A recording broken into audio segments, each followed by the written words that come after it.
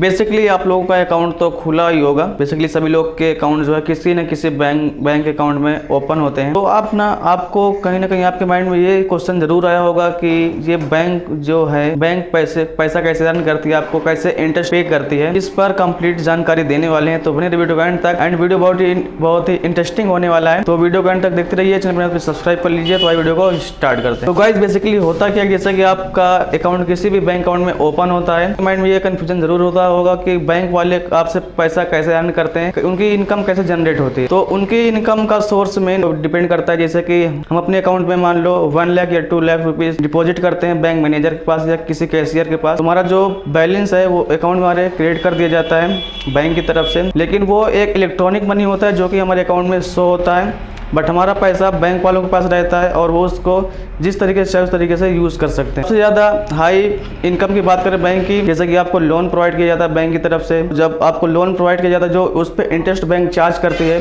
उसी से उनकी इनकम जनरेट होती है। केवल ये एक ही इनकम सोर्स नहीं है, उनके कई सारे इनकम सोर्स होते हैं। फ्रेंड, जैसे आप बैंक में जाते हैं, बैंक में लोन लेने के लिए आपके द्वारा जब लोन लिया जाता है बैंक से, तो बैंक वाले आपसे कोई चीज़ मांगते हैं, जैसे कि आपको KCC बनवाना है, यानी किसान क्रेडिट कार्ड, या फिर home loan, car loan, gold loan, जो भी है जैसे भी आप लोन लेते हैं, तो उसके बदले में आपको कुछ ना कुछ दिखाना होता है बैंक को। आपको पूरा बैकग्राउंड डाटा चेक किया जाता है कि आप क्या करते हैं, नहीं करते हैं, आप लोन लेने के बाद भर पाएंगे या नहीं भर पाएंगे। सारी डिटेल्स आपके जो बैंक वाले चेक करते हैं, तभी आपको लोन प्रोवाइड किया जाता है बैंक की तरफ से। तो ये तो नॉर्मल बेसिकली बात होगा कि लोन के थ्रू जब आप जैसे कि आप 1 लाख या 2 लाख का लोन बैंक से ले लेते हैं, तो उस पर हाई इंटरेस्ट चार्ज किया जाता है बैंक की तरफ से, जैसे कि 8%, 10%, 16%, इस तरीके से आपके ऊपर परसेंटेज बैंक के द्वारा डिपेंड किया जाता है। बात करें जैसे कि आप इसमें चार्ज कभी परमानेंटली कटता है, जैसे कि जितने भी कस्टमर्स हैं, किसी का 17 रुपीज कटता है, किसी का 20 रुपीज कटता है। मान लो अगर बैंक में 1 लाख कस्टमर्स बैंक ने कर लिए और पर कस्टमर को 17 रुपीज ले रहा है, तो यानी कि उनका हो गया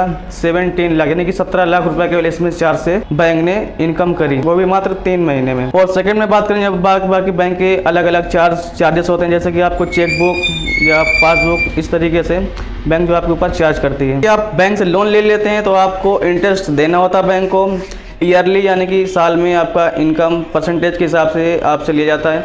और जो भी आपका पैसा बैंक में जमा किया जाता है आपके द्वारा, कस्टमर्स के द्वारा, वो पैसा बैंक जो है शेयर मार्केट में लगाकर उससे पैसा अच्छी खासी अर्निंग उससे कर लेते हैं। जैसे कि आज एक शेयर की प्राइस एग्जाम्पल के तौर पे 250 रुपये है। अगर वो 10 साल बाद उसी शेयर को अगर सेल करेंगे तो उसकी कीमत जाके 5000 तक हो सकती है। इस तरीके से बैंक वाले जो है अपनी इनकम जनरेट करते हैं। और उनके कई भी इनकम सोर्स होते हैं, जैसे कि आप चेकबुक रिक्वेस्ट करते हैं, ATM डेबिट कार्ड रिक्वेस्ट, चीज़ों पे जो है बैंक का अलग अलग चार्ज, एम्प्लॉय को सैलरी दी जाती है, बैंक मैनेजर को सैलरी दी जाती है। सारा पैसा पब्लिक के द्वारा ही प्रोवाइड किया जाता है, उनसे अलग अलग चार्ज करके। तो इस तरीके से जो बैंक है अपनी जो अर्निंग है वो करती है कस्टमर्स के द्वारा। तो होपफुली आपको वीडियो में काफ़ी जानकारी मिल गई होगी। अगर वीडियो पसंद प्लीज़ लाइक करें, कमेंट करें, एंड चैनल पर नए हो तो प्लीज़ सब्सक्राइब करना बिल्कुल भी ना भूलें। तब तक के लिए बाय, मिलते हैं अगली वीडियो में। जय हिंद, वंदे मातरम।